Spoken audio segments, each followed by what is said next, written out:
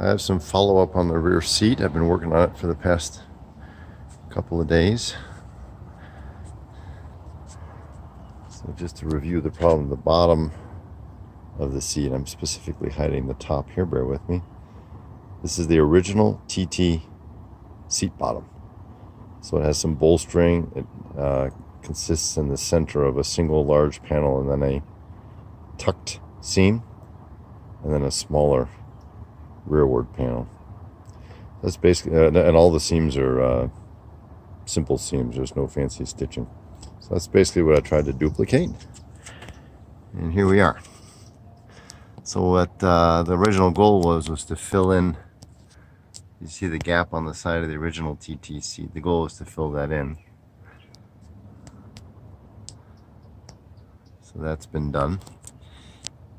And the other goal was to not try anything fancy, just basically get things smooth, flat, wrinkle-free, and strong. And that's pleather.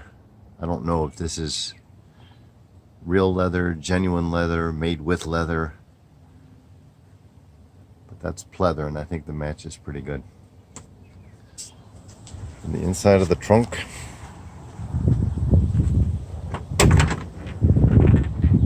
bear with me here while I get my pipe. Sorry about that. So the rear part of the upper section is covered with a panel that's felted. And that panel pushes up under the rim of the metal frame of the rear seat.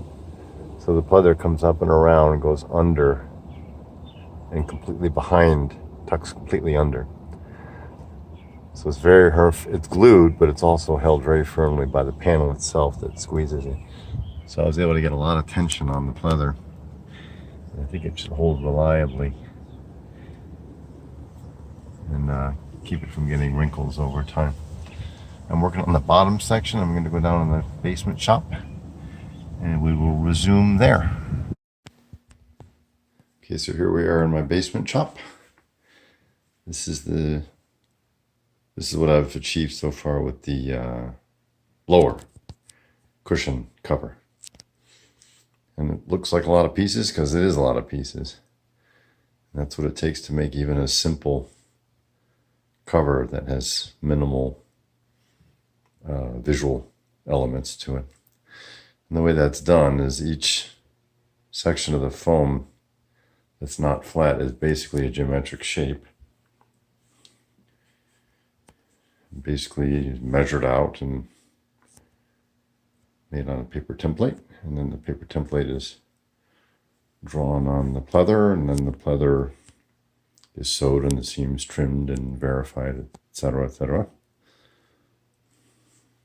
This is the machine I'm using. I don't know anything about that type of thing. I don't think there's anything special about this one.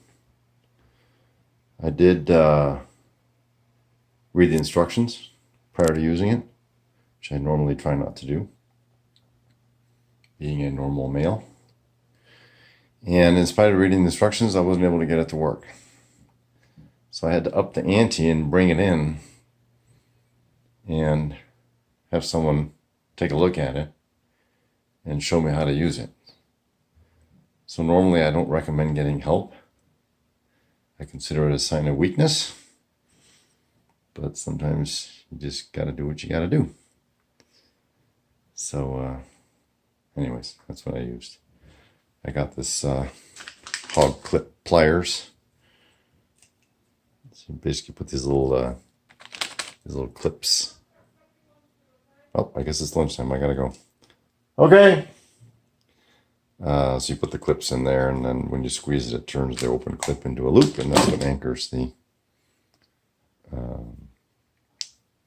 covering. These are the tabs that achieve the tucking effect on the center cushion. So I'll trim these down a little bit so they fit in the slot easier. And I will incorporate a steel wire and then cut some little holes so that I can get a hog clip through the hole around the wire And that wire will be anchored to the wire frame that I welded up earlier. And that's what pulls this down into the cushion and gives it a nice even seam in the cushion. So I'll get going on that, and I will return with another video if I make good progress.